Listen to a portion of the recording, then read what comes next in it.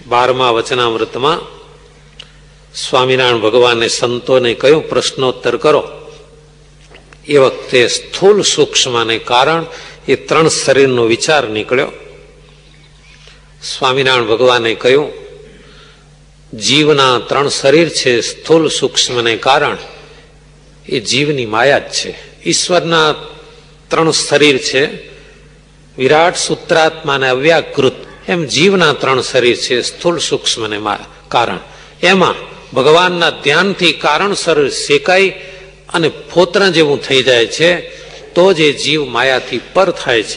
ધ્યાન સિવાય કારણ શરીરનો ક્યારેય પણ નાશ થતો નથી.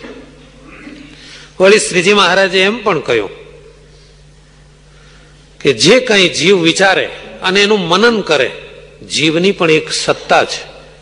મનન કરે, કોઈ પણ કથા હોય, શ્લોક હોય, જ્ઞાન હોય, ભગવાનના દર્શન હોય, એનું જેમ જેમ મનન કરે તેમ તેમ એનામાં એક બળ આવે. પછી રજોગુણ અને તમોગુણના વેગ હોય એ આપોઆપ ચાલ્યા જાય અને જીવ એવો બળવાન બને કે ભગવાનના વિશે દ્રઢ પ્રેમ એને ઉત્પન્ન થાય. ભગવાનની મૂર્તિ એના હાથમાં આવી જાય, એમાં સ્વતંત્રતા આવે. જયારે આંખો બંધ કરે ને તરત ઠાકોરજીના સ્વરૂપના દર્શન થાય. આવી સ્થિતિ મનનથી આવે છે. આ 12મા વચનામૃતની સાથે જ કાર્યાણી પ્રકરણ સમાપ્ત થાય છે. સ્વામિનારાયણ ભગવાન.